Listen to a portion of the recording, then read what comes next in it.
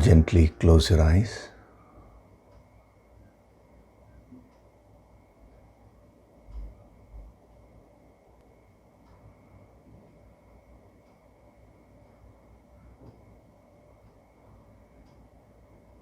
Do deep breathing.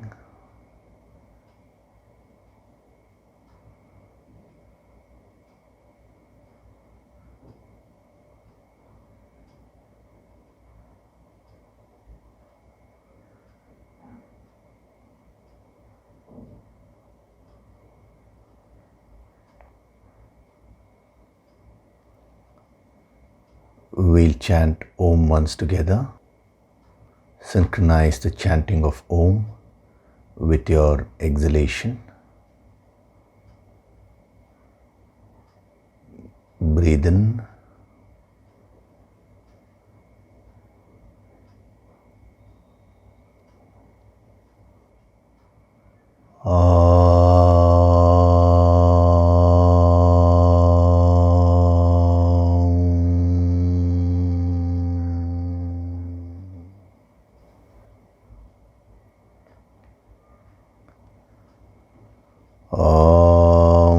Sahana vavatu, sahanau bhunaktu, sahaviryam karavavahai, tejas vinavaditamastu ma vitvishavahai. Om Shanti, Shanti, Shanti.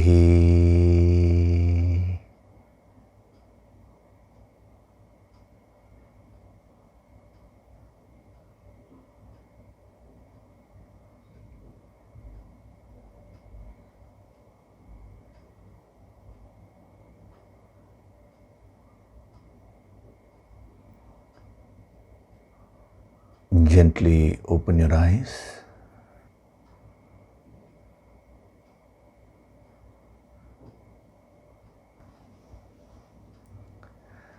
Hari Om, and a very good day to all of you. Before we start the discourse, we'll chant verses 8, 9 and 10 of chapter 1 of the Bhagavad Gita. Bhavan Bhishmascha Karnascha Bhavan Bhishmascha Karnascha Kripascha Samitinjayah Kripascha Samitinjayah Ashwathama Vikarnascha Ashwathama Vikarnascha Saumadattistatthaivacha Saumadattistatthaivacha Anye cha bahavash shuraha Anye cha bahavash shuraha Madarte tyakta jivitaha Madarte tyakta jivitaha Nana shastra praharanaha Nana shastra praharanaha Sarve yuddha visharadaha Sarve yuddha visharadaha Aparyaptam tadasmakam Aparyaptam tadasmakam Balam bhishmabhirakshitam Balam bhishmabhirakshitam Paryaptam tvidametesham Paryaptam tvidametesham Balam bhimabhirakshitam Balam bhimabhirakshitam. So last week there have been a lot of messages which were sent. Many people have liked the chanting so much. You know, that this group chanting concept. So it is really wonderful that these youngsters have taken this initiative to try and give the same effect as we would get if we are all actually together physically. So you should thank them. Why I'm saying you should thank them is, generally itself in life, we get so many things, and everything which we enjoy in life comes to us because of the efforts of many people. Every morsel of food which we eat, every glass of water which we drink, there are many, many people's efforts involved. So as a sadhana, you should always learn to thank from the heart, not merely verbally thanking.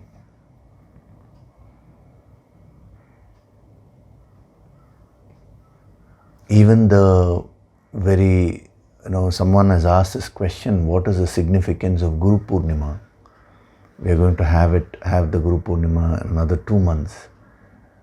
There's a lot of significance to that. One of the main things is to thank the Guru from whom you have learned, and also all the masters, without whom we will not be able to gain this knowledge. So the small practice you should try and inculcate in your life. It will make a big difference. So last week we were seeing Bhishma, and after that Drona. So in order to build your inner strength, the basic principle which is being laid out in the ancient wisdom is you need to follow your conscience in life. If you don't follow this quality, anything else which you do will not work. You may do a lot of sadhana, so-called sadhana, but the fundamental sadhana is to follow your conscience. If you do your yoga sankirtan regularly, you will start following your conscience in life. And for a person who follows his or her conscience, he or she will find immense strength building up from within.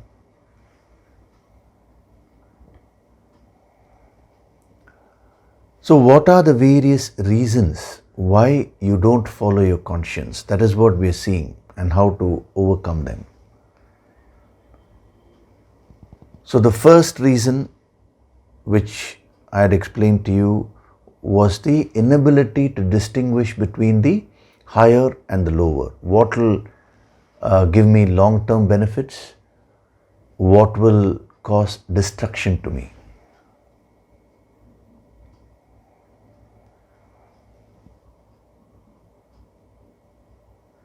It's very interesting, whether it's a movie or in any advertisement and many things, they clearly put there, smoking is injurious to health, drinking is injurious to health, alcohol is injurious to health.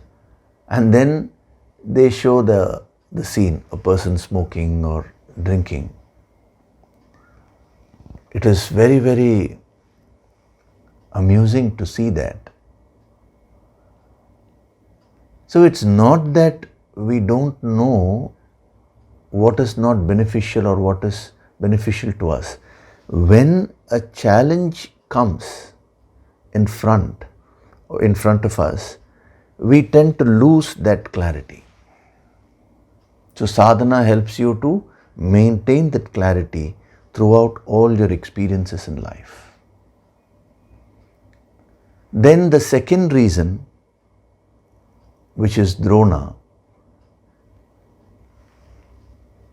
that is your tendency to move away from your duties.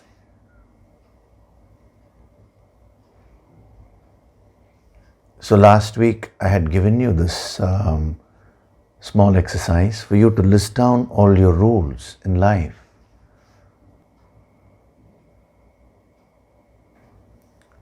So a yogi is not one who leaves the life. A yogi is one who lives life fully. Remember this. The moment you want to leave life, then you have not understood spirituality. Nowhere in the Shastras they say that you should leave everything and go away. No. That way anyway we have to leave everything and go when we are going to die. So the concept of sannyas is purely a mental phenomenon. What sannyas means giving up. What is it that you need to give up? You have to give up your ego. You have to give up your sense of mindness, that possessiveness. You have to give up all the negative thoughts, negative emotions. Then you become a sannyasi. So a sannyasi or a yogi is one who does his or her duties perfectly. If you take up to spirituality because you want to escape from something, then you will not get the true benefits of spiritual growth. If you take up to spirituality to get a solution to your problems, that is fine. But I know many people who want to escape from their duties, who want to escape from problems. No. Spirituality gives you inner strength, that inner strength to face each and every challenge of your life.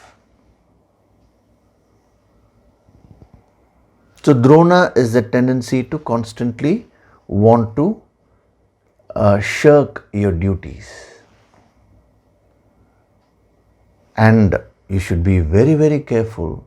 Not only does your mind want to shirk duties, it also tries to give some noble reason, or it takes up the duty from some other role and gives it as a reason why you are not doing whatever you ought to do in that particular area. So you have to be very careful about this. So this is Drona. And then the third character whom he is mentioning is Karna.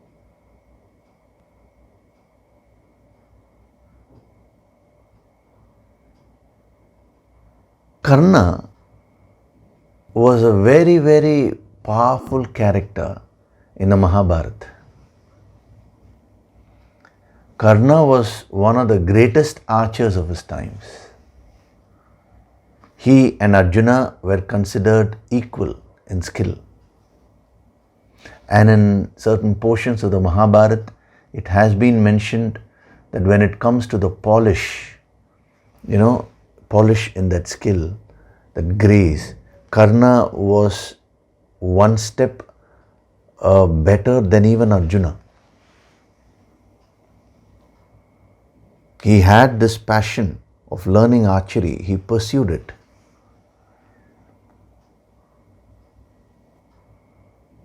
And he became a very, very powerful fighter. But in spite of being so powerful, he felt very, very powerless in his life. If you read the story of Karna, it is a very sorrowful story. If you read his dialogues, if you read whatever he had to say, how he viewed life, it was always negative. He always felt he didn't get whatever he deserved.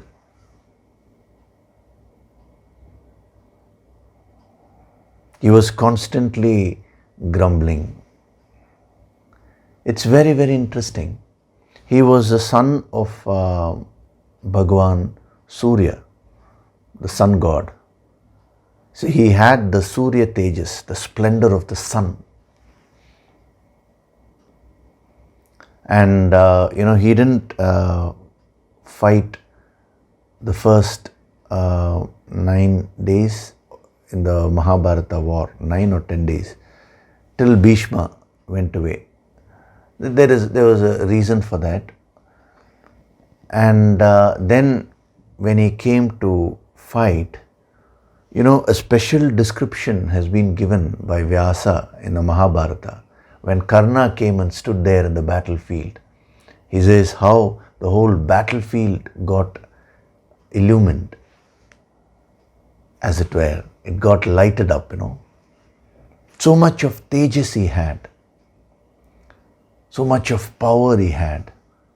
But all that power was a total waste, because what did he use that power for? Nothing. Just to cater to Duryodhana's whims and fancies. So what does Karna represent in you with respect to inner strength? That we are going to see. So if you take Karna's life, he had several weaknesses. Now, one of the qualities which he had was this tendency to please someone in order to get a good name. This was a weakness which he suffered from. When I explained about Karna earlier, when we had the Gita Dhyanam, I explained it in totality, how he represents the weakness for name and fame in life. Now, I will take up that aspect of Karna which relates to the inner strength. You will have to concentrate a bit, and then you'll have to internalize it.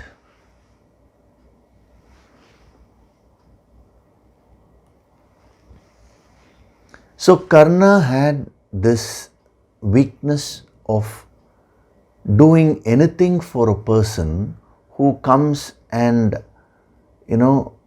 gives him some recognition. So right from young age, he wanted to learn archery. So when he approached Drona, Drona said, I cannot teach you, because I am teaching the Kauravas and Pandavas. Now Karna was very dejected because of that, because his passion was archery. So then he thought, okay, let me go to the guru of Drona, who was Bhagavan Parashurama. Parashurama was a great fighter.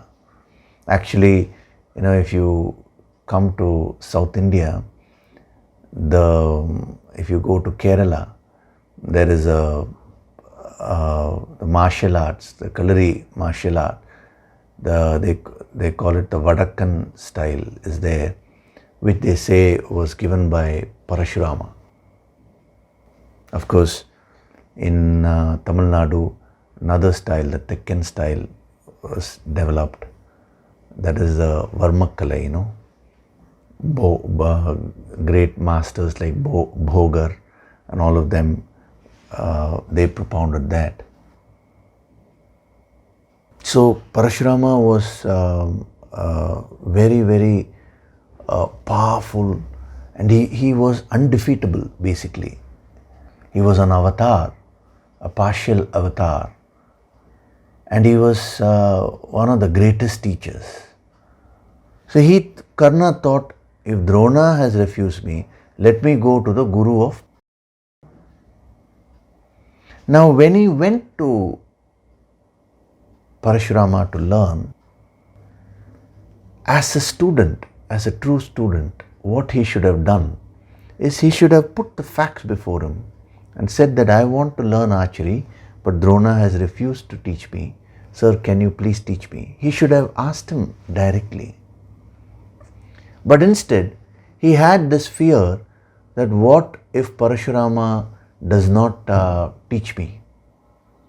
Because Parashurama had a general principle that he will not teach Kshatriyas, warriors. That is, there is a long story behind it, where there was an evil king who killed Parashurama's father, and so he took revenge on that king. And then not only that king, he went around the world 21 times and he killed many kings who were all unrighteous. So this story is there. And finally, when he met Lord Rama, who was a full avatar, full incarnation of the infinite, then he humbled down and he went into deep meditation. So he had, his basic principle was that he will not teach Kshatriyas. He will only teach Brahmins, the teachers. Now, what Karna didn't realize is that Parashurama didn't unilaterally say, I will not teach Kshatriyas, because he was a teacher of Bhishma. Bhishma was a Kshatriya only. What he meant was, I don't want to teach this art to evil Kshatriyas, because Kshatriyas were ruling those days. So if I teach this great art of self-defense, they will not use it merely for self-defense, they will use it for evil purposes. So those kind of Kshatriyas, he said, I will not teach. He was only against the negative use of warfare. Now Karna didn't understand all that. He straight went to Parashurama and he lied to him, saying that I am a Brahmin.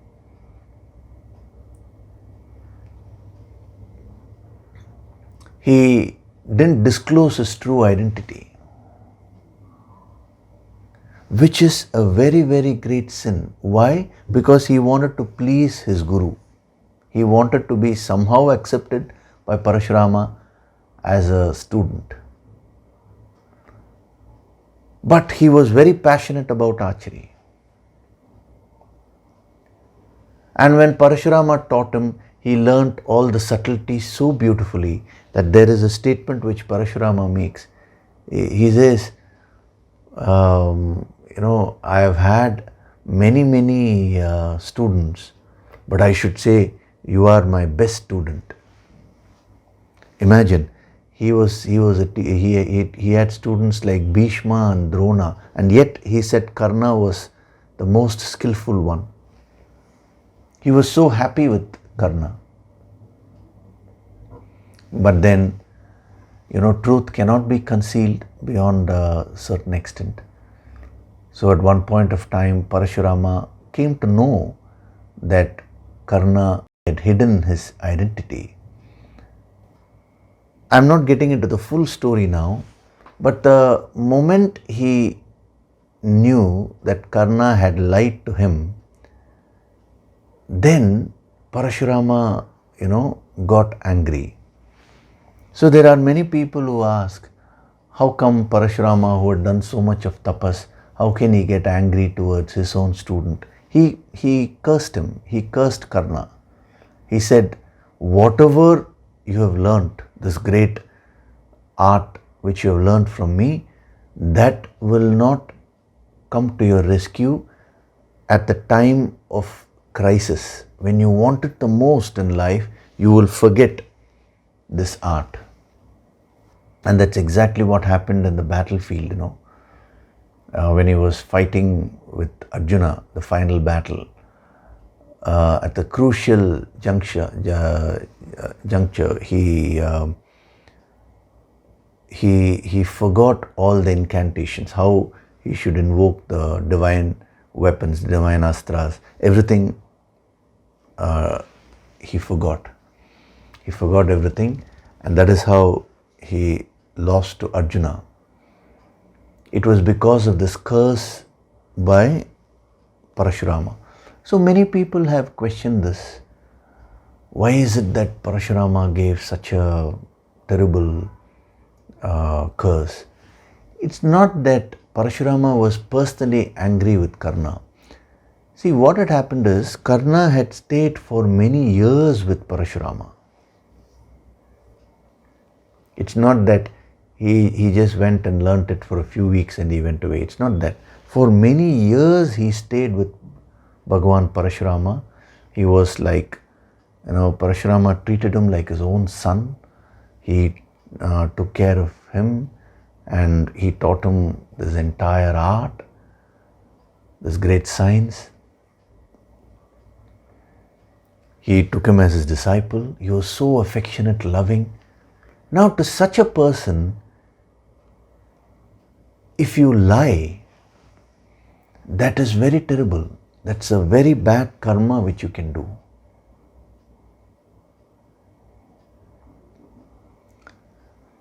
So Karna had to face the consequences of his own actions.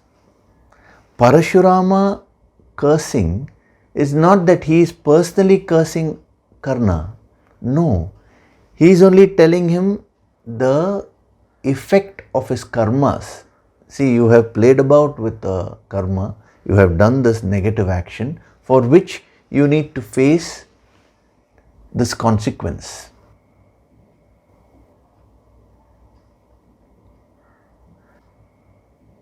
Okay, he started off with a lie out of fear, but then, having moved with Parashurama, he should have, having got that infinite love, unconditional love from Parashurama, he should have later on at least told the truth to him, saying, "Sir, because of this reason I lied to you, I'm sorry." He could have clearly said that. See, to lie is one thing, but then to live with that lie, especially to your own teacher, if you lie and then you continue interacting with him and to live with that lie is a terrible thing. So he was no doubt very passionate about archery, but at the same time, this desire to please his own guru was also there. So somehow or other, he wanted to please his guru. Anyway, his guru was very pleased with him because he was such a wonderful student otherwise, as far as his skill is concerned. If he had just stuck to his role,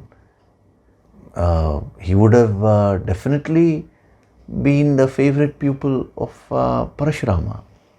But because of that desire to please him, he lied to him. He tried to, say things which he thought Parashurama would like. So he said, "I am a Brahmin, I am not a Kshatriya." These kind of things he said.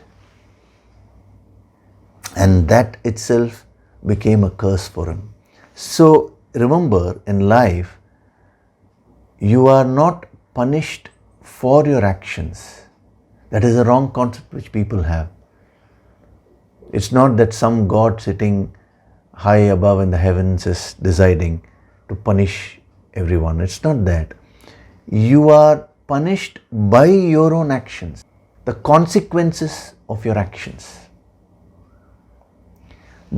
You will have to face the consequences of your own actions, whether it's positive or negative. So in effect, you bless yourself or you curse yourself. So that has been dramatized. So Parashurama gives him explains to him, this is the law.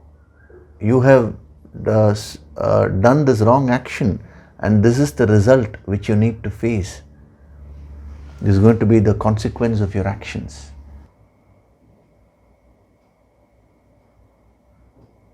He tells Karna, he says, Karna, you know why this is a very bad karma?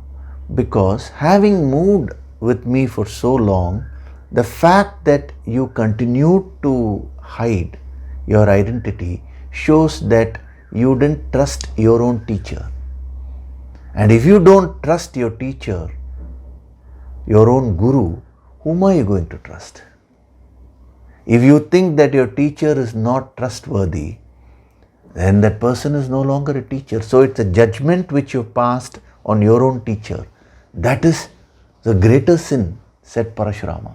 And he did tell Karna, if you had told me the facts, I would have anyway taken you as my student. Because see, a true teacher, the moment he looks at a student, he knows the potential, that's why he took him.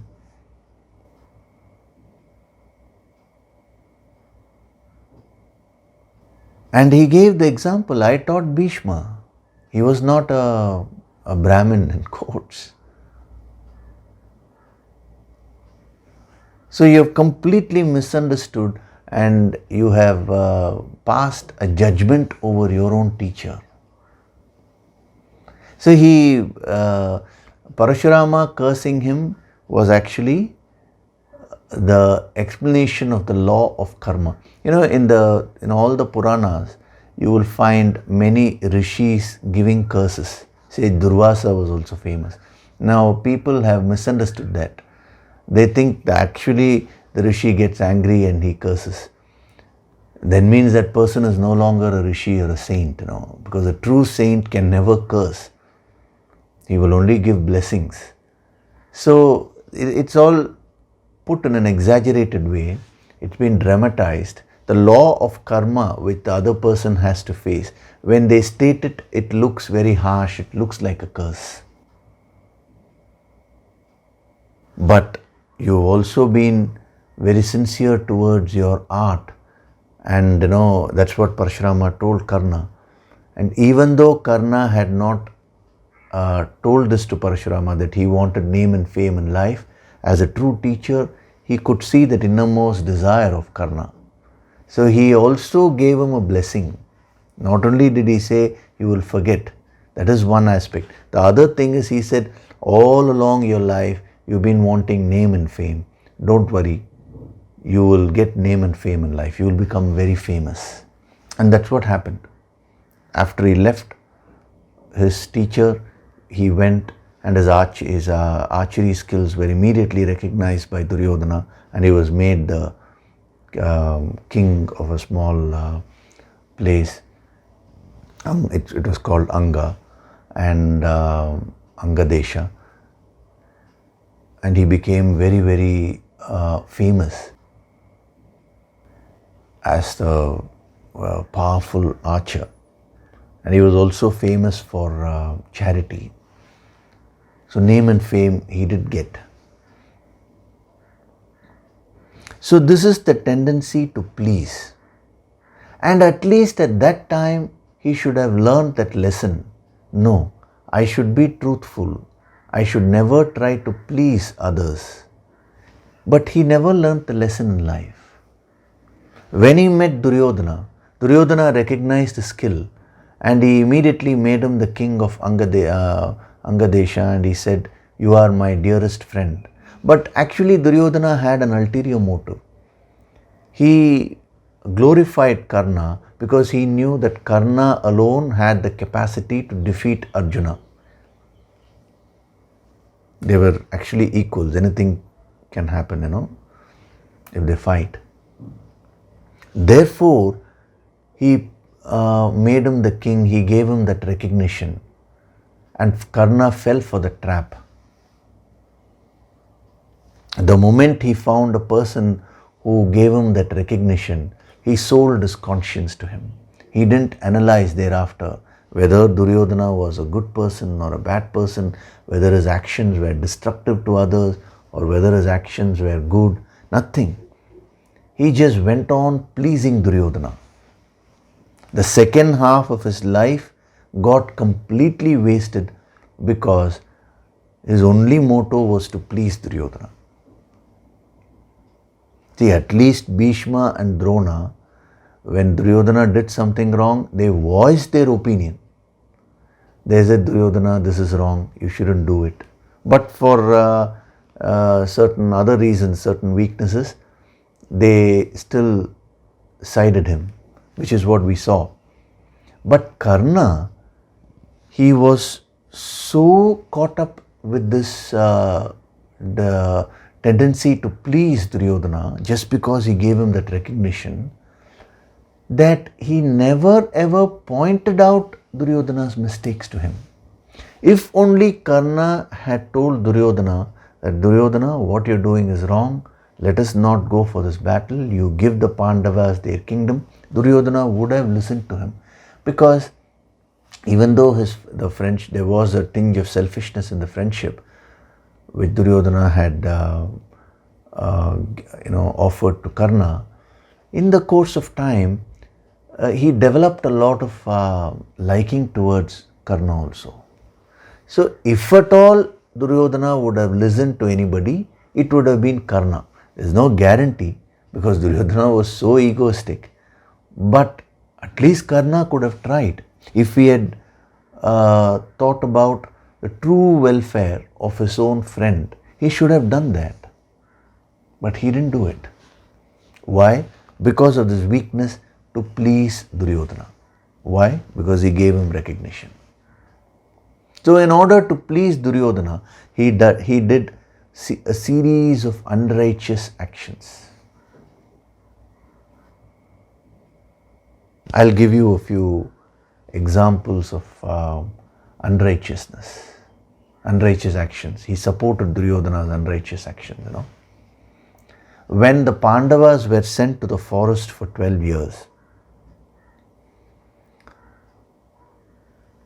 Duryodhana was not merely satisfied with that. He thought, okay, these Pandavas are suffering in the forest, so let me go and irritate them further. Let me hurt them further. So he arranged for an elaborate camp in the forest near to where the Pandavas were staying, so that they were able to see him.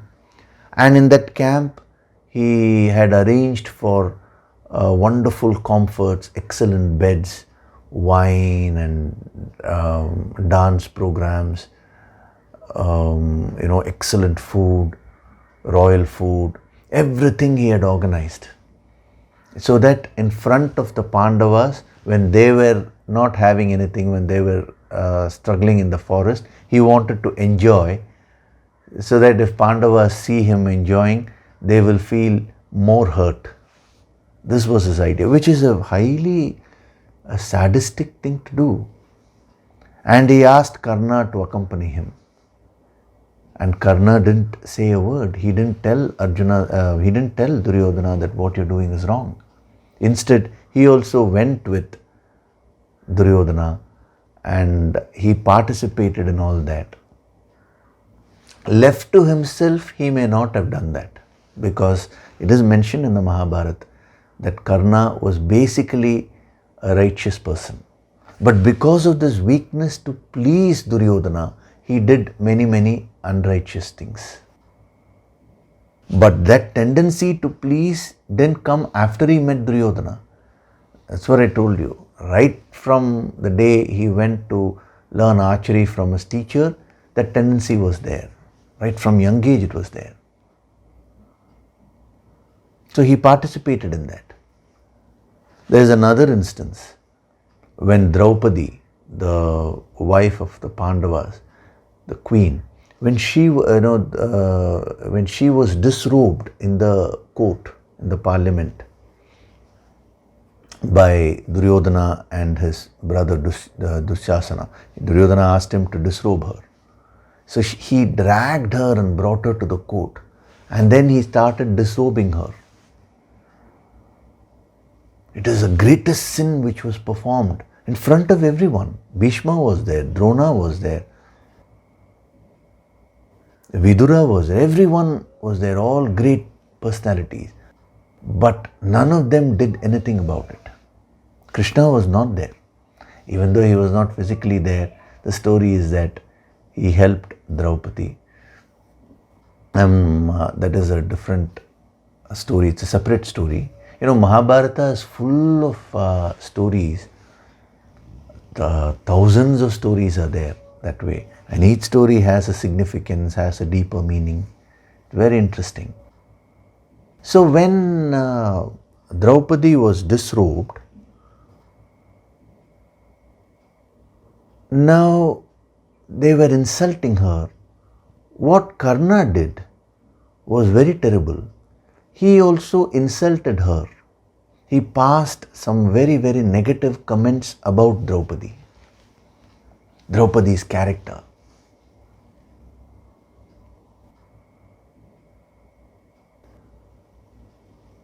And much, much later, in his death, just before he was about to die,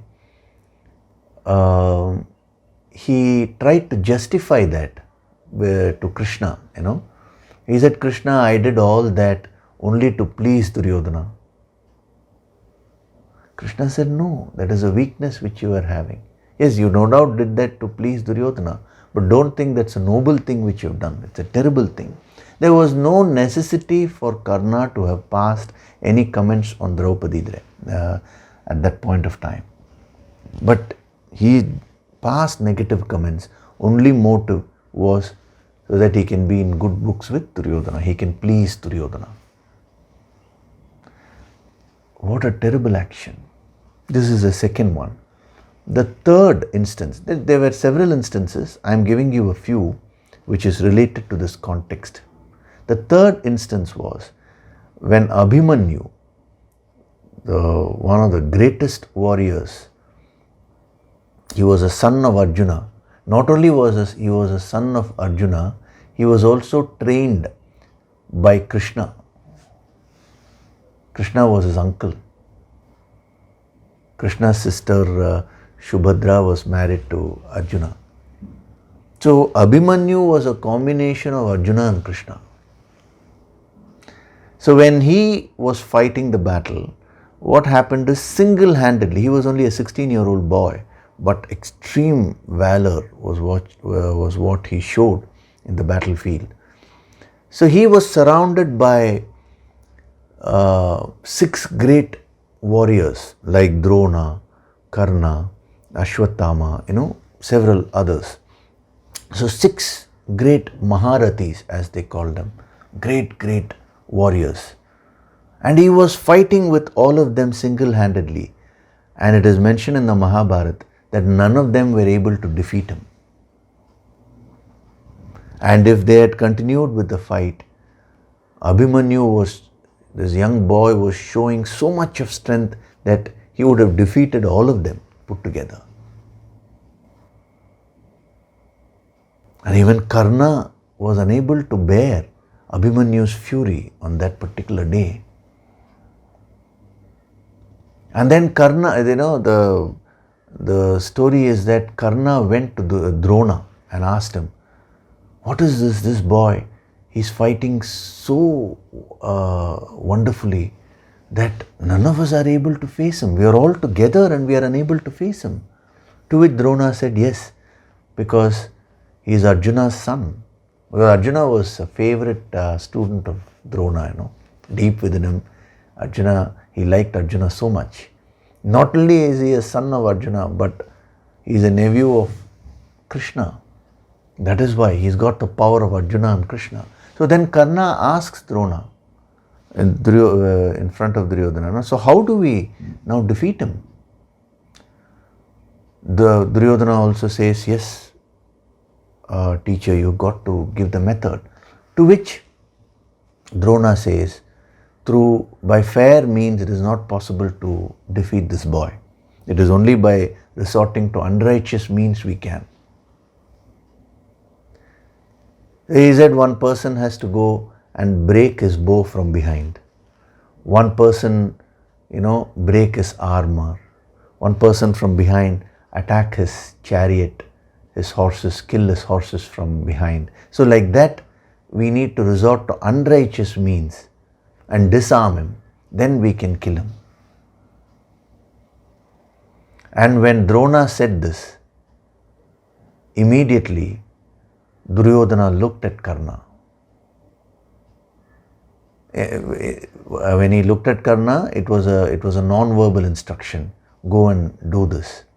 And Karna immediately got up and he did one of the worst things in his life. That is, as an archer, he wanted to be the number one archer. He went and stood behind Abhimanyu, who was fighting. And from behind, he broke Abhimanyu's bow. And when he broke that, Abhimanyu immediately looked at him and he said, "How can you do this? My father Arjuna has always praised you. He has always told me such high things about you, about your valor, about your skill. And I had such a high respect. I considered you as my father's equal. And you go behind me and you break my bow? Is this your valor? Is this your skill?" It is mentioned in the Mahabharata that, the line itself is mentioned that Karna did the worst thing in his life by breaking Abhimanyu's bow from behind. So being such a great archer, being so righteous, all that righteousness deserted him. He didn't act according to his conscience. Why? Because of this weakness. That is, he wanted to please Arjuna, please Duryodhana. So this is a terrible weakness which everyone has within himself or herself. That is, to please others who feed our ego. You have to be very careful about this weakness. Left to yourself, you may be dharmic, you may be righteous. But then, if this tendency to please others, this weakness to please others, if it comes and engulfs you, then you will do a series of wrong things just to please the other person. You have to be very, very careful. How many addicts, when they come to me and they ask for advice, I always ask them, so how did you get into this addiction, whether it's drugs or alcohol or smoking? And many of them have told me that the first time they took drugs was merely to please their friends, what is called technically as peer pressure, So you are in a group and they are all asking you to take drugs, or they are all asking you to drink. Now you may not want to personally do it, but if you have this weakness of pleasing others, then you will end up doing it.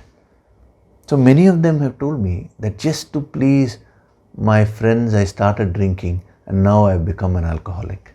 Just to please my friends I started doing this. Now that has completely ruined my life. So as a sadhak, you need to be very watchful. Never ever do things to please others, merely to please others.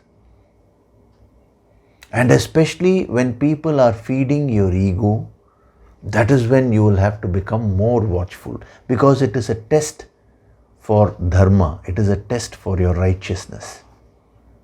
When someone comes and feeds your ego, the ego will immediately bring out this weakness. It will generate this weakness of pleasing that person. And if you fall a prey to that, then you will move away from your conscience. You yourself see, you look at your relationships. 90% of the things which you do is not for your own good or for the other person's good, but it is just to please the other person, to get a good name.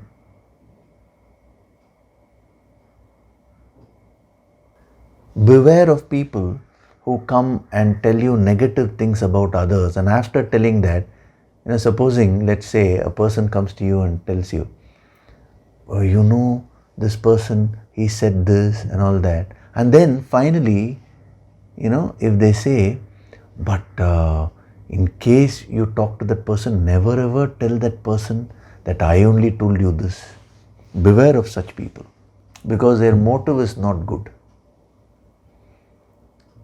If they feel that what the other person has done is wrong, they should have the courage to do something about it.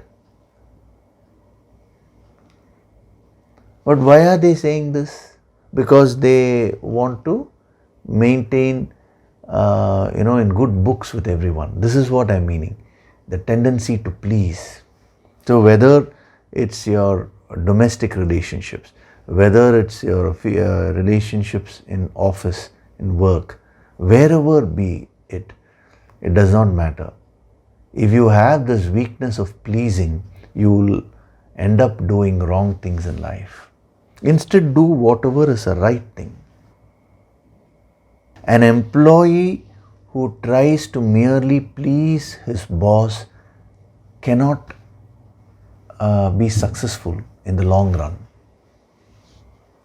Whereas an employee who focuses on the skill and who delivers solid results, that person in the long run will be successful.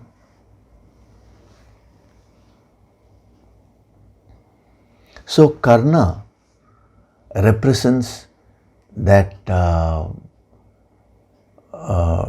terrible weakness which we have, the tendency to please others. Live a life according to your conviction, your conscience. As Shakespeare said, to thine own self be true, and it must follow as night the day. And then the final line is so beautiful. Thou canst not then be false to any other man. If you are true to yourself, you can never be false to any other person.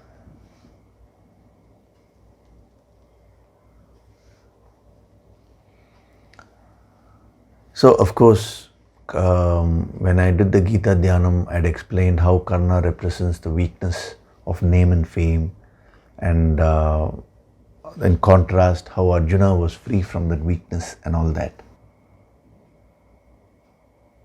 But this is an offshoot of that, a further development, So most of your problems in your relationships could be because of this. You'll have to find out, especially if you'll have to take sides in life. You generally try to please the other person who's feeding your ego. So you will get an immediate pleasure when you do that. See, why is it that you fall a prey to this tendency to please others? Is because when you please others, that person will further give you that recognition. You will get a good name from that person. But that is only short-lived. Thereafter, where that person can take you, you need to think. That's what Karna never thought.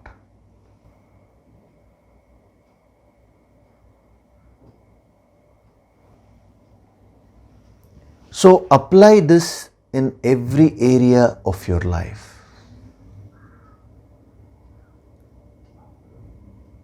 When you go to a teacher, you have to go to learn, not to impress.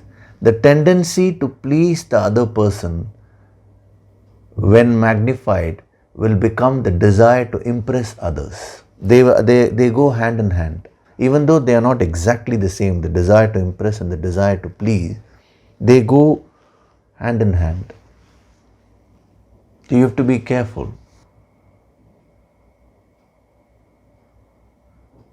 Many people when they meet me, they try to tell me what sadhana they are doing.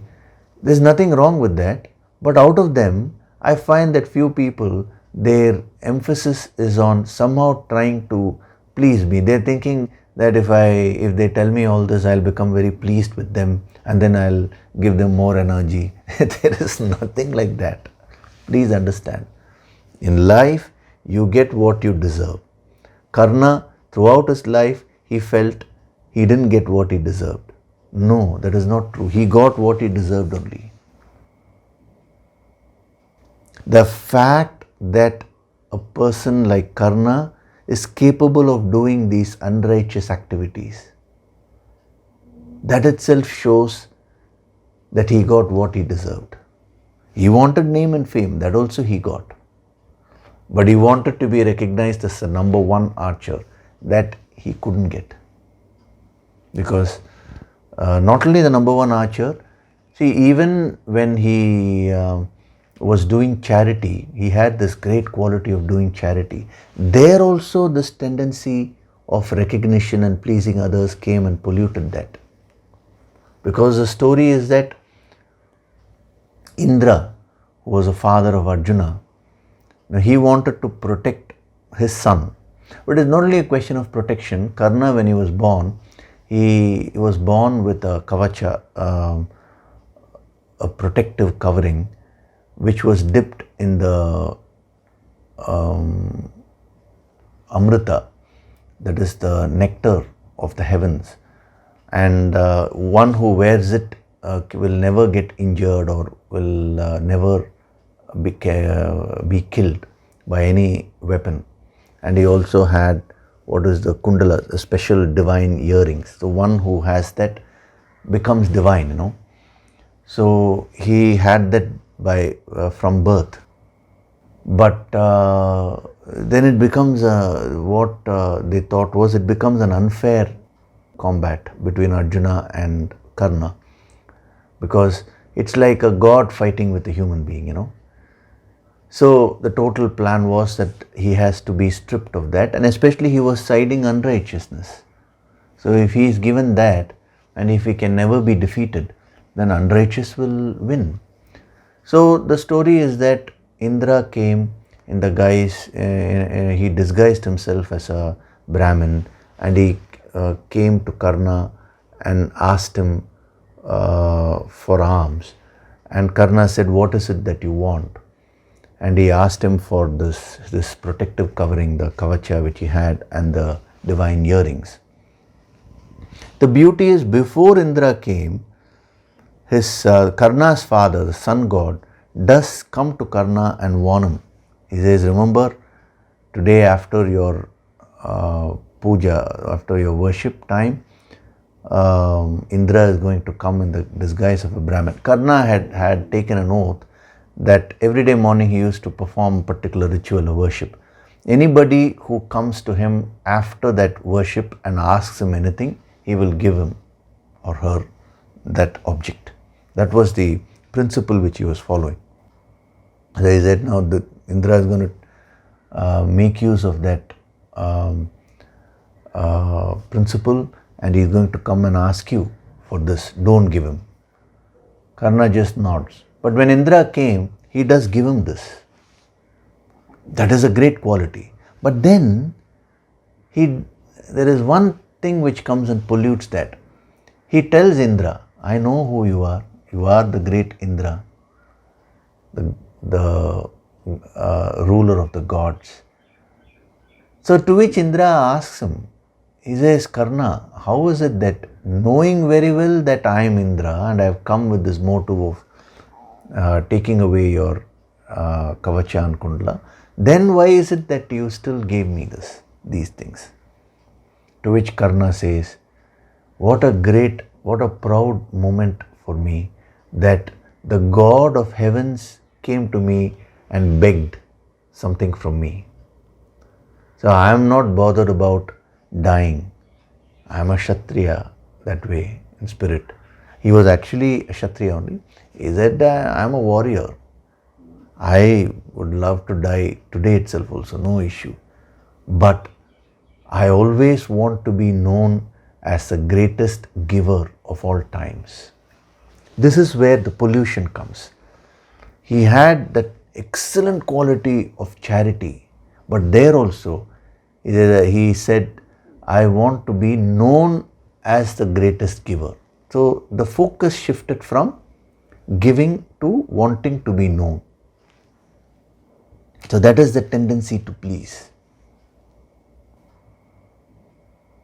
Of course, Indra did compensate for that and gave him a divine weapon, divine astra called Shakti, which had no counter weapon. And Karna took that because he thought with that he could kill Arjuna. And that time itself Indra does tell him, I know why you're taking this weapon, because you think that you can defeat Arjuna, but it's not possible because Krishna is there, and where Krishna is, you cannot win. So throughout his life he suffered from this weakness, and that made him do all the unrighteous things. All his tejas, the splendor, the Surya tejas which he had, everything got wasted. So each one of you, you would be having wonderful talents in life, unique talents, one great capacity you will be having. But all that will go waste if you suffer from this weakness of pleasing others, trying to impress others, and especially pleasing people who come and feed your ego. So whenever you do some wrong thing, if somebody comes and tries to correct it, your ego is not able to accept. But whereas when somebody supports you, then you become friends with that person. So beware of this weakness.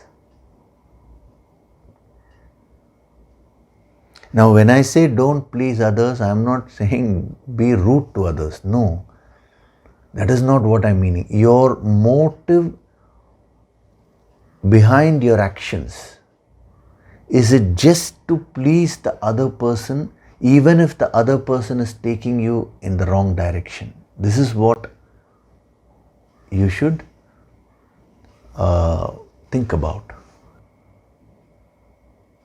So find out, do you want constantly people coming and feeding your negativities? Is that what you're wanting? You know, there are many people who want to do wrong things and they want their partners, their spouses to support that. They don't want solutions. That's a very dangerous quality. Some time back also, a couple had come, and what the wife was telling me in front of the husband only, and he accepted that. Whenever he used to get angry and all that, and he used to use abusive language, not at his wife, but generally itself about anybody else. And if whenever his wife used to try and tell him, okay, that person did that, you calm down, he used to get very angry. What he wanted was that she should also support him and start abusing that person. So she asked me that in front of him, sir, how can I do that? Am I not doing an unrighteous thing by doing that? So then I explained to him, see, when the ego takes over and when negative quality is expressing itself, you always want support. And those people who support you, they are also, negative. And then you start pleasing those people just to be in good books with them. So beware of this weakness. That is the sadhana for you. The sadhana is in internalizing all these qualities and removing them from your system. The more aware you become, the more they will all get released during your sadhana itself. Okay, so we'll stop with this today. I wanted to cover Bhishma, Drona and Karna in a little bit of detail. The other characters we'll see next week. I may not go into full detail. I'll just pick up a few points here and there, and then a few other verses.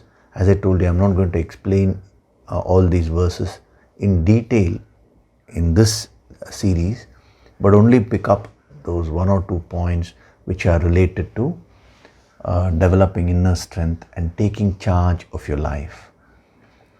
So today we have seen this very important point of the weakness to please people, especially those who feed your ego. So when you do that, slowly, you will lose control over your life. Those people will start controlling your life. So learn to be whatever you are. Then only there is a chance of changing. Then only there is a chance of growth. But if you try to cover up your weaknesses due to these various reasons, then it's a very, very difficult task. I'm talking of self-purification becomes a very difficult task. Okay, so we will take up one or two questions, and then there is an important announcement also.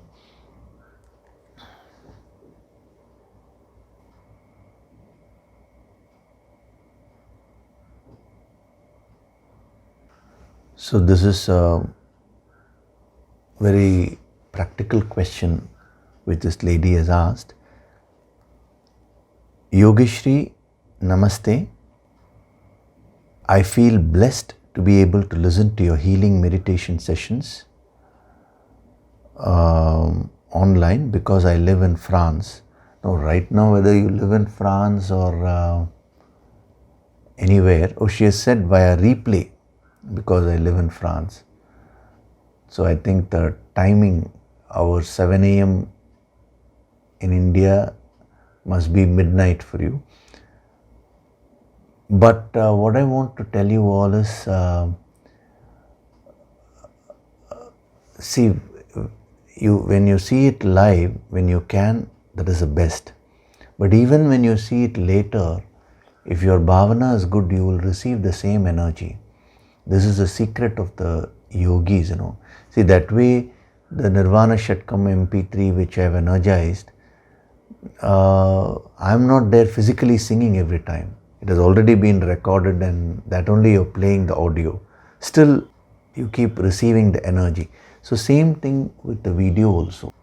So even though you're replaying it, online of course, right now the situation is wherever you live, it's going to be online. But replaying is not in any way lesser.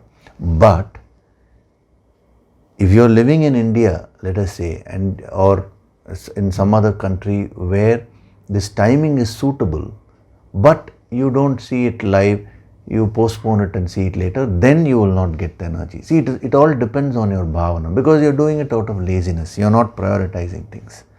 So be a little careful. So in session 8 of the 10-day, I think you're talking about the 10-day healing course which we had. So you talk about the importance of looking at every situation from a positive perspective.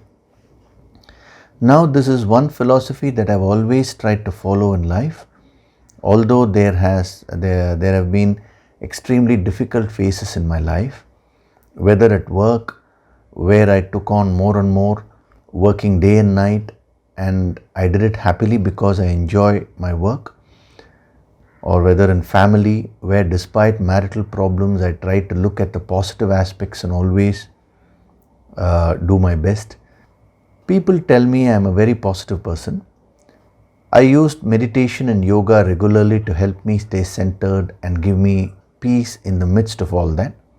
Despite all this, I fell sick last year with a chronic illness. At the same time that I was diagnosed as having burnout. Burnout, she's put it in quotes. So I don't understand what I did wrong. If I interpret everything positively, then how will I discern when a situation is negative, that is unsuitable and even destructive for me? and therefore something that I need to change intentionally. I know of many women who stay on in abusive relationships because they hang on to the very small positive side of their husband and try to find excuses for his bad behavior. So what solutions can we propose in such situations? Should the women stay on despite the abuse just because she is deluding herself into believing there is something positive here? So my question is, if I interpret everything positively, then how will I discern when a situation is negative, that is unsuitable and even destructive, and therefore something that I need to change with deliberate intention? Thank you for your answer. Thank you.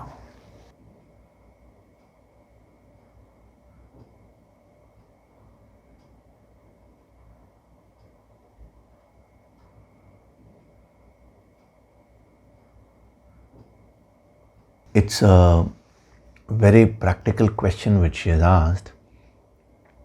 So I did mention that you need to learn to interpret things positively and not keep interpreting things negatively in life.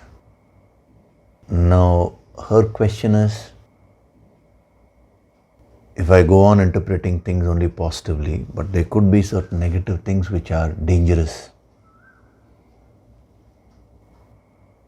So then how will I know the difference? See, no doubt in that session I said interpret things positively, but in the previous session, session prior to that, prior or one of those sessions, I don't know which day it was, I have mentioned one more principle, that is, know what you can control and what you cannot control. And there was even a prayer given which I had mentioned, which is used by many groups.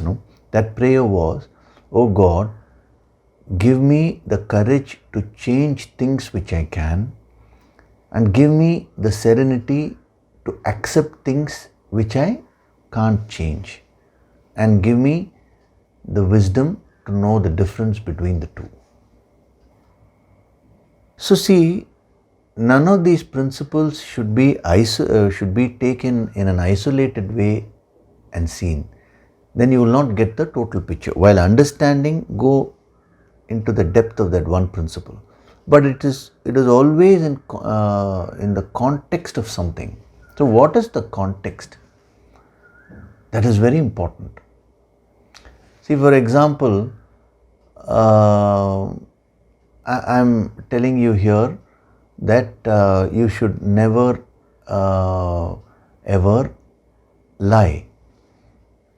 But supposing a context is where a person has a weak heart and the doctor finds that he or she is not going to live for a long time. Let us say that person is going to live just for 1 month. And that person asks you, so what did the doctor tell you? Now there will you say, your heart is not okay, you're going to live only for 1 month. Are you going to say that? Or are you going to say that no, the doctor said everything is fine? You will obviously say the second one. That doesn't mean you have lied. So the context is very important. So what was that context?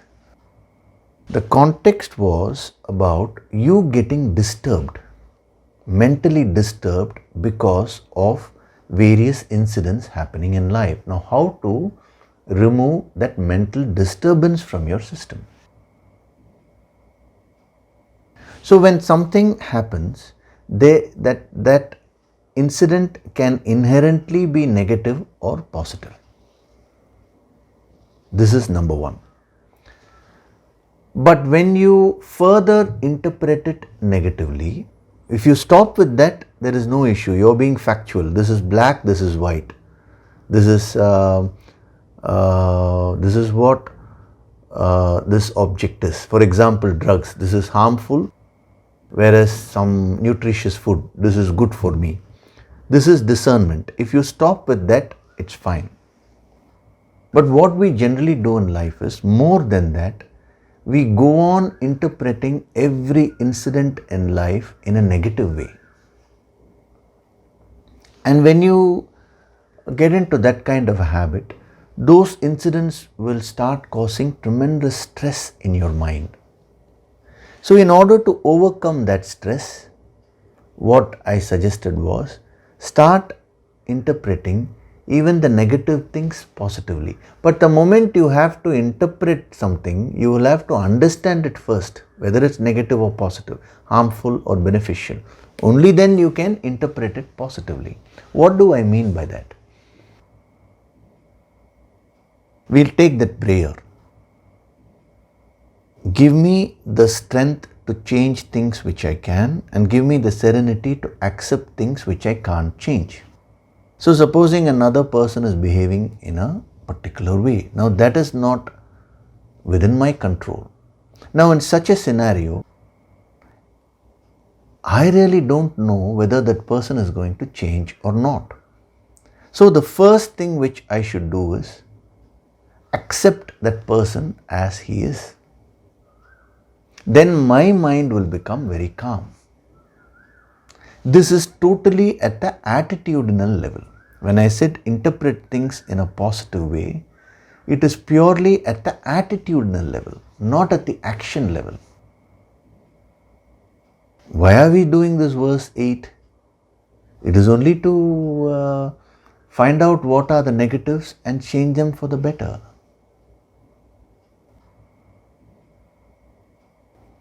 So whenever things disturb you in life, one is that incident or that person or that particular object is disturbing you. That is one approach. The other is how to prevent that negative behavior of that person from causing stress in you. That can, one of the ways is by interpreting that incident in a positive way. For example, let us say you lost your job. That is an incident which has happened. It is possible because right now, due to the lockdown rules and all that, there are many people who are losing their jobs. Now this will genuinely help you. So a person has lost his job. Now it is no doubt there is an inherent negative thing about it. He has lost a job. Now further to that, if he goes on interpreting it negatively, oh, I have lost my job. Now that will lead to further imaginations, therefore, now what will happen to my life now? I will not be able to get 3 meals a day. This will happen. He can go on building up that negativity. Instead of doing that, what I suggested in that particular session was, he can think like this, okay, I have lost my job, no doubt. But in life, I always get what I deserve. And I deserve the best because I am doing sadhana. And everything happens for good. If one door closes, another door will open. Probably I'll get a better job. Not probably, I will get a better job. It is only to move up to some other higher thing that this is happening in my life. So the moment he interprets it that way, what will happen is his mind will become very calm. And when your mind is calm, then you will be able to take corrective action and solve the situation. With an agitated frame of mind, if he starts looking for other job, he will never be able to get a good job. So same thing, if a person is behaving in a very rude way to you, now that is a negative thing inherently, no doubt. Now are you going to further and further interpret it negatively? Oh, this person is being rude to me, and you get very upset and you take it into your mind, into the deeper layers of your mind, and you start losing your sleep over it. Incidentally, when that happens, you will not be able to handle the situation properly. So what is suggested is interpret that positively. Okay, no doubt that person is being rude to me, but there is always a total plan of nature. If that person is rude to me, now I will take it as a challenge, a test. This tough experience is being given to me in life so that my inner strength will grow. So let me do more sadhana and become extremely strong. So the moment you interpret the same incident as a blessing for you rather than as a curse, it is a blessing if you see the positive side of it, if you use it to grow. If you only look at that immediate negative effect, it becomes a curse. So if you interpret it positively like that, your mind will become very calm, and incidentally you will be able to handle that person better. So one is the inherent positivity or negativity about an incident. The other is your interpretation, that is the interpretation which you do in your mind.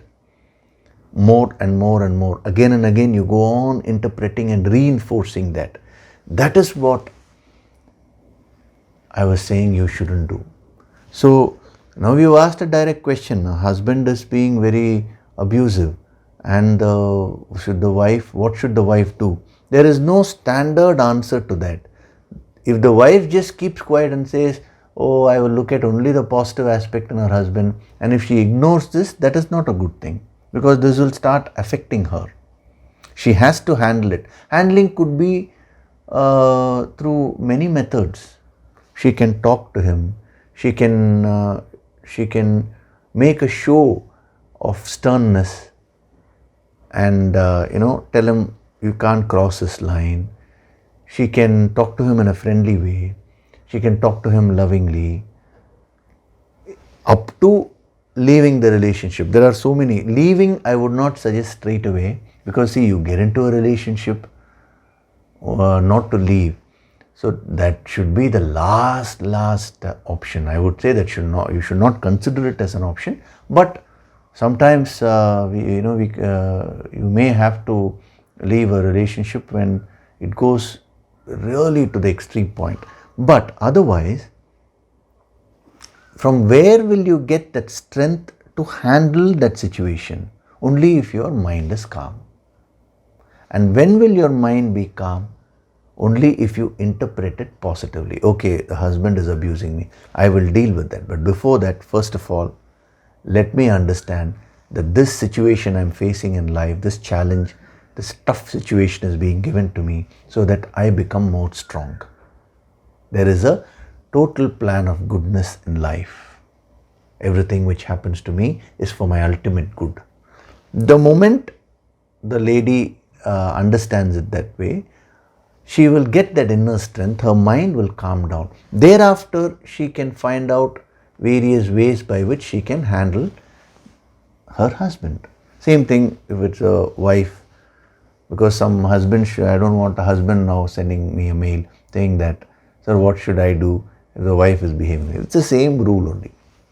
I'm neither for husbands nor wives. I'm talking of the principle, So this is a very, very practical question. So don't confuse action with attitude. And what happened to you, why in spite of being positive, you fell sick, the negative results came, that we'll see next week. Before meditation, one very important announcement is there. That is about the Yoga Sankirtan online event. So we have decided to go ahead with the Yoga Sankirtan Empowerment course, the Cosmic Vibrational Healing course online. The dates are going to be next month, that is June 5th, 6th and 7th, Friday, Saturday, Sunday, from evening 6 to 9. You will get all the details. It is already available online. In the website, you can go to the infinitewings.in. They have given all the details, and I think they've already posted, or they'll be posting it in Facebook, Instagram, everything. So you can register yourself for the course, and after you register, you will be informed about the process. And those of you who had registered for this course earlier, now that those registrations will be transferred here, and there will be a web page where this event will be taking place. So you can access that page. You'll need to access that page on that day, on the event day, to see the video. Those details will be sent to you once you register, and you will be given a username and a password. Your username will be your email, and they will be giving you a password also. All those details later on, they'll be sending it to you by mail. So when you go to that page and put your username and password, you will gain access or entry into the event. So the details are available on the website. You can have a look at this. And if you have any doubts regarding the registration process and all that, you can always contact the volunteers. They'll be able to help you. I think those numbers are also given there. And through mail also you can raise your queries, the technical queries which you may have. So remember, those of you who have already registered, the organizing team will be contacting you all after creating a username and password for you. And those of you who are going to register now directly online also, the password will be sent to you later. Okay, so now we'll have a meditation. See, these meditations which I'm taking towards the end, I'm also invoking the healing energy. Of course, throughout the discourse also the healing is happening, but I'm focusing more and intensifying it so that you benefit maximum. Okay?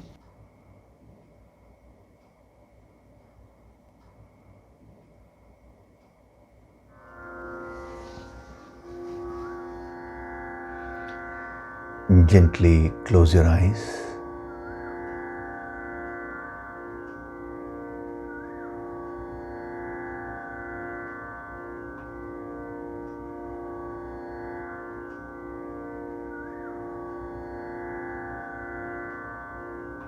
Do deep breathing.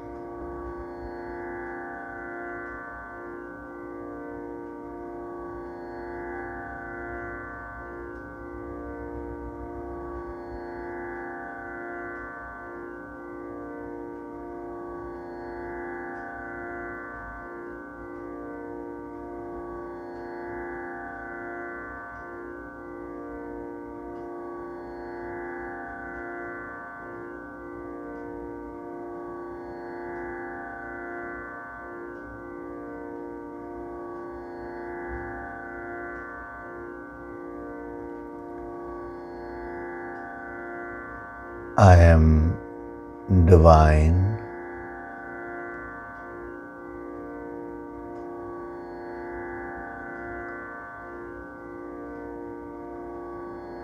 I am Swayam Prakashit, self-illuminating.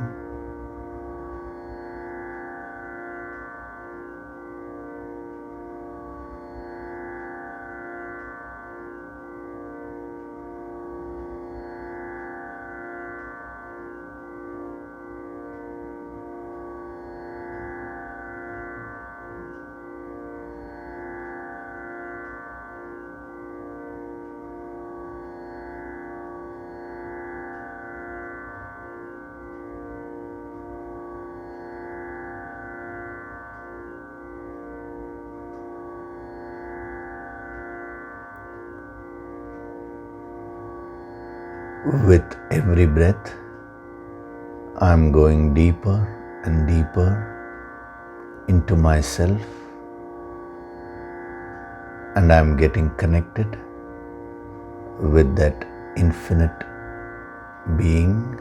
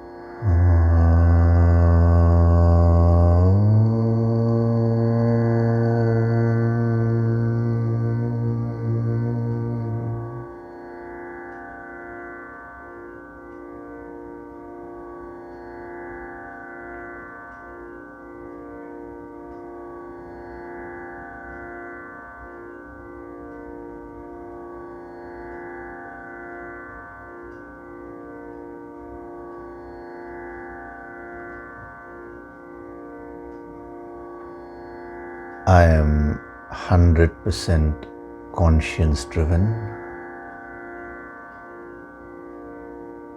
I always follow my own conscience.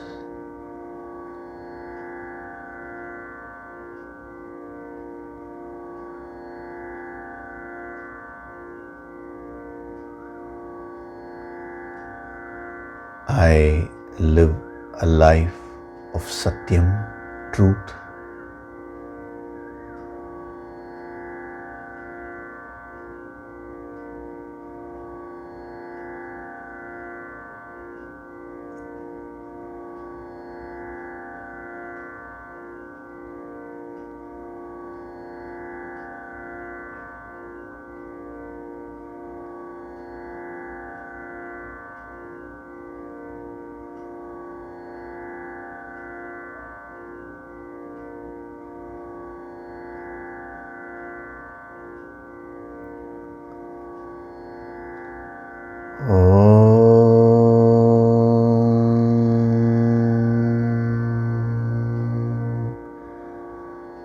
Namo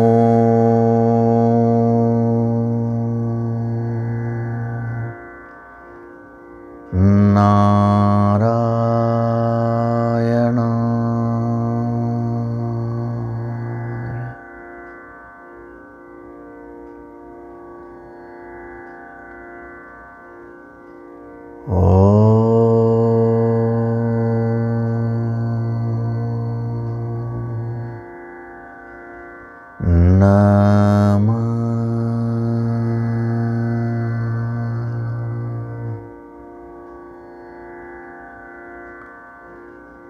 Shivaya.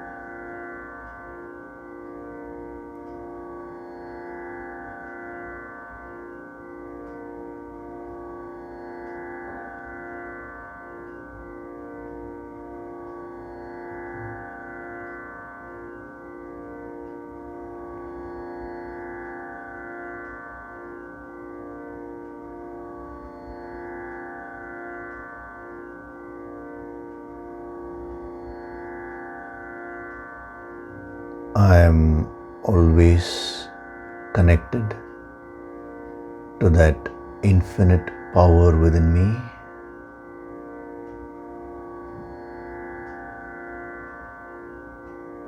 Every action which I do, every word which I speak, every emotion which I feel, every thought which I think,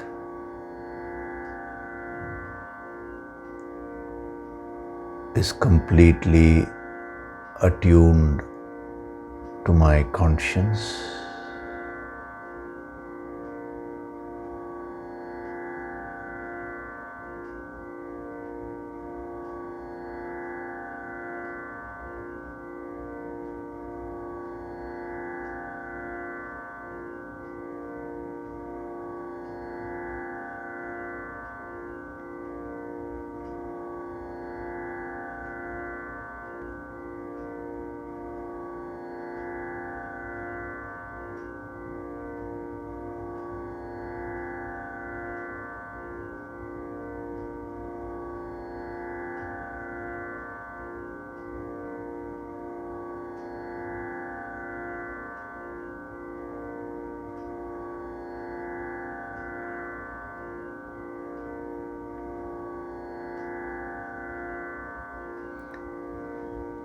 Offer your gratitude to God Supreme.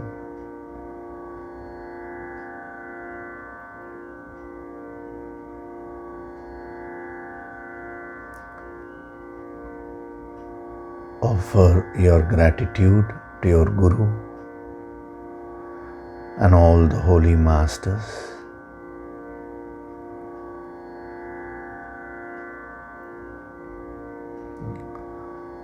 Slowly come back. Wriggle your fingers, your toes. Open and close your palms a few times. Rub your palms together to create a warmth. Cup your eyes with your palms.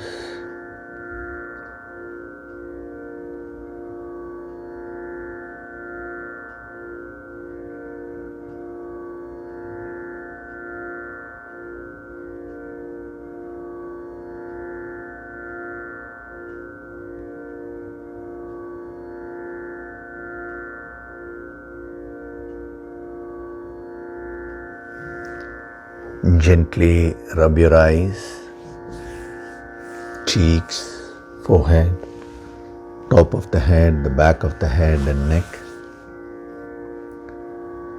And very, very slowly open your eyes.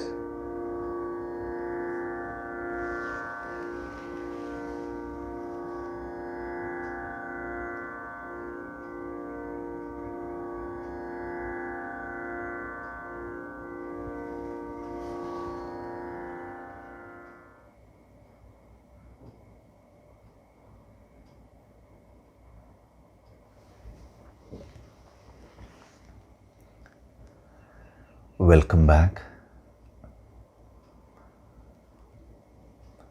Even though these meditation sessions are short, but they are very, very powerful.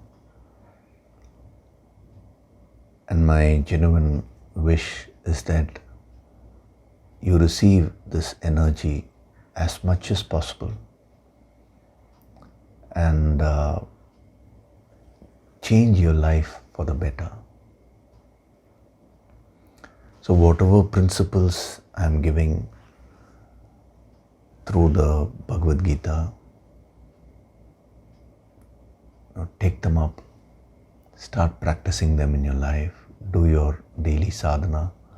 Now this online Yoga Sankirtan event is going to take place next month, and since it is online, there's more work for me because this program is not going to be an ordinary program. It's an empowerment, which means there's going to be a lot of invoking of the higher energy, and the transference of Shakti energy will be taking place. So since you may not be physically, you will not be there with me, there is more energizing which I need to do so that you get the same benefit. So my request to all of you is, do your daily sadhana. Those of you who are listening to the Yoga Sankirtan over phone, download this MP3 version, that is an energized one, especially the next few weeks. Please do the sadhana daily, because it will help you to receive the powerful energy when it is invoked during the empowerment session. And those of you who register, I've asked them to give me that list of those who already registered and those who will be registering. So I'll be every day sitting and giving some special healing to prepare you more. But that is only after you register, because I require that commitment from you. These empowerment courses require a lot of commitment. And remember this, when you listen to the MP3, when you download and listen to them, as I told you last week, if you want to do the sadhana, if you're doing the sadhana, have one copy downloaded for you directly and you alone use it. If your spouse also wants to listen and do the sadhana, download one for her and let her alone use it. Similarly to other family members, each one should have one downloaded version. Only then the energy will be you will get the maximum benefits. The energy will be retained.